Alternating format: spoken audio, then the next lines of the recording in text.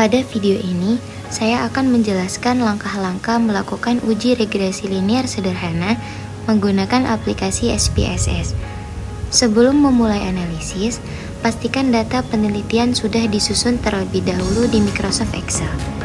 Data yang digunakan terdiri atas 3 kolom, yaitu nama responden, variabel X sebagai variabel independen atau variabel bebas, dan variabel Y sebagai variabel dependen atau variabel terikat.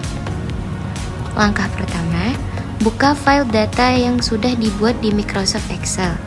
Selanjutnya, blok seluruh data yang akan dianalisis, mulai dari nama variabel hingga seluruh data responden. Setelah semua data terblok, tekan Ctrl+C atau klik kanan, kemudian pilih copy untuk menyalin data. Berikutnya, buka aplikasi SPSS Statistik. Pada tampilan awal, pilih lembar kerja data view. Klik pada sel pertama di bagian kiri atas. Kemudian, tekan Ctrl+V atau klik kanan dan pilih paste. SPSS akan secara otomatis memasukkan seluruh data beserta nama variabelnya. Setelah data berhasil dipindahkan, periksa kembali apakah jumlah baris dan kolom sudah sesuai dengan data yang ada di Microsoft Excel. Jika sudah benar, langkah berikutnya adalah melakukan uji regresi linear sederhana. Klik menu analisis, kemudian pilih regression, lalu klik linear. Pada kotak dialog linear regression, masukkan variabel Y ke bagian dependen karena variabel ini merupakan variabel yang dipengaruhi. Selanjutnya, masukkan variabel X ke bagian independen karena variabel ini merupakan variabel yang memengaruhi. Setelah itu, klik tombol statistik, pastikan pilih estimates dan model fit sudah dicentang. Apabila sudah sesuai, klik continue untuk kembali ke jendela utama. Langkah terakhir, klik tombol OK. SPSS akan memproses data dan menampilkan hasil analisis regresi linear sederhana pada lembaran output. Pada output tersebut akan muncul beberapa tabel penting, yaitu modal sumari, ANOVA, dan koefisien. Tabel model sumari digunakan untuk melihat nilai R dan R-square.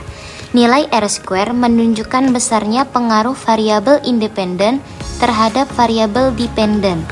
Sebagai contoh, apabila nilai R-square sebesar 0,650, maka dapat diartikan bahwa variabel X mampu menjelaskan pengaruh terhadap variabel Y sebesar 65%. Sedangkan sisanya sebesar 35% dipengaruhi oleh faktor lain di luar penelitian. Selanjutnya, perhatikan tabel ANOVA. Pada tabel ini, fokus pada nilai SIG. Apabila nilai SIG lebih kecil dari 0,05, berarti model regresi yang digunakan layak dan dapat digunakan untuk analisis. Sebaliknya, apabila nilai SIG lebih besar dari 0,05, berarti model regresi belum layak digunakan. Terakhir, pada tabel koefisien, pada tabel ini terdapat nilai konstanta dan koefisien regresi yang digunakan untuk membentuk persamaan regresi, yaitu Y sama dengan A plus BX. Nilai A merupakan konstanta, sedangkan nilai B merupakan koefisien regresi variabel X.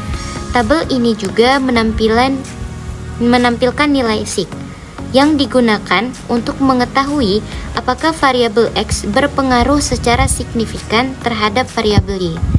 Apabila nilai SIG lebih kecil dari 0,05, maka variabel X berpengaruh signifikan terhadap variabel Y. Sebaliknya, apabila nilai SIG lebih besar dari 0,05, maka variabel X tidak berpengaruh signifikan terhadap variabel Y.